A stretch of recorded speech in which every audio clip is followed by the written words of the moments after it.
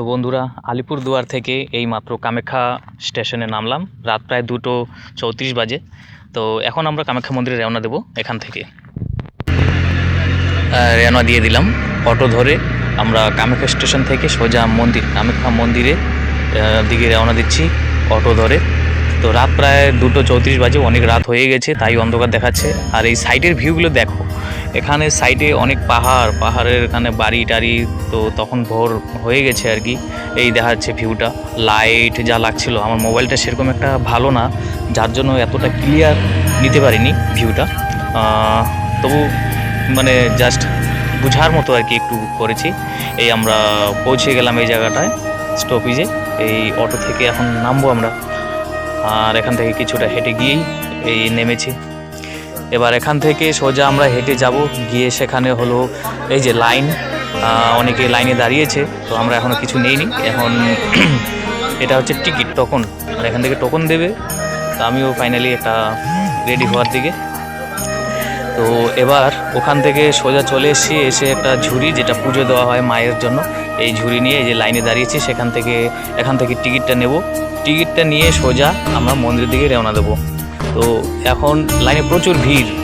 তো এখন বাজে প্রায় 5টা, ভোর 5টা। ভোর 5টার দিকে প্রচুর লাইন। এই লাইন একজন বলছিল যে এই লাইনে পুজো দিতে দিতে প্রায় 2টা 2:30 বেজে যাবে। প্রচুর লম্বা লাইন একটা। তো বন্ধুরা, তোমরা ভিডিওটা স্কিপ না করে থাকো, মায়ের দর্শন করো। অবশ্যই ভালো হবে, মায়ের নাম নাও। আর আমার রাহুল ভাট ইউটিউব চ্যানেলে এটা সবসময় পাশে থাকো তোমরা। এটা একটা আশা বড়। এই সবাই আমরা একসাথে এসেছি, লাইনে দাঁড়িয়েছে। এই আমি পিছনে একটু দাঁড়িয়ে আছি আর কি। অনেক লম্বা লাইন, দেখতেই পাচ্ছ একদম কত লম্বা, সারি সারি মানুষ, অনেক লম্বা একটা লাইন। এই লাইন পুজো দিতে দিতে প্রায় 1:30 2 বেজে যাবে। তো এই মাত্র 5টা বাজে। আমরা সেই তোমাদেরকে দেখিয়েছিলাম 2:34 কামাখ্যা স্টেশনে নেমেছিলাম। সেখান থেকে এসেছি। আসার পথে এই ঝুড়ি টুড়ি নিয়ে এতটুকু 5টা বেজে গেল। অনেকটা সময় লেগেছে, আর পা ব্যথা হয়ে গেছে দাঁড়িয়ে থাকতে থাকতে। এখন এই বসে পড়লাম, কিছুক্ষণ রেস্ট নিচ্ছি। লাইনের মধ্যেই বসে আছি। আর মাঝখান থেকে একজন করে ঢুকে পড়ে। তা যাতে ঢুকতে না পারে একটু সতর্ক থাকতে হবে, না হলে আমার আগে পুজো দিয়ে সবাই চলে যাবে, আমি তো পিছনে থেকে যাব। আর এই যে সবাই রেস্ট নিচ্ছে, প্রচুর ক্লান্ত। এই যে এখানে আমরা আসলাম এবারে ফাইনালি। এখান থেকে টোকনটা দেখাবো। সরি, এখান থেকে টোকন না, টিকিট দেবে আমাদেরকে, এন্ট্রি টিকিট। তো এই এর থেকে এদিকে এই আমরা মন্দিরে প্রবেশ করলাম, সোজা চলে আসলাম মন্দিরে আসার পথে সামনের যে ভিউগুলো দেখতেই পাচ্ছ, প্রচুর লোকজন। সমানে এত লোকজন হয়েছে, মানে যা লাগছে আর কি। মন্দিরের ভিতরটা ঢুকে মনটা শান্তি হয়ে গেল, মনটা হালকা, একদম নীরব। এই আমার ঝুড়ি হাতে, পুজো দিতে ঘুরতে করে। তার আগে তোমাদেরকে দেখাচ্ছি কিছুটা জায়গা, দেখে নাও। এই যে এখানেও কিছু দেবী আছে, দর্শন করে নিলাম এখানেও। তো এই হলো ব্যাপার। আর ভিডিওতে জানি না কতটুকু কী দেখাতে পারছে, তবে থাকো ভিডিওতে। কামাখ্যা মন্দির, যেটা মায়ের দর্শন, মায়ের নাম করে ইউটিউব চ্যানেলটিকে শেয়ার করে দাও, পাশে থাকো। এবং অন্যদেরকে যতটুকু ভিডিও করেছি এটা দেখার সুযোগ করে দাও। এই মন্দিরটা পুরোটাই নিয়েছি একটা। এখানে তোমরা যদি আসো, যাই হোক, আমি আলিপুরদুয়ার থেকে এসে সেখান থেকে কামাখ্যা স্টেশনে নামলাম। 105 টাকা টিকিট জেনারেল করেছি। সেখান থেকে অটো ধরে সোজা 50 টাকা করে টিকিট নিয়েছে এই কামাখ্যা মন্দির আসার জন্য। তো এই হচ্ছে বিষয়। এই যে দেখো, তোমাদেরকে ভিউটা দেখাচ্ছি আমি। আর এই যে আমার পিছনে পাহাড়, প্রচুর আর কি। অনেক জায়গা থেকে লোকজন আসে। চলো একটু দেখে নাও ভিউগুলো।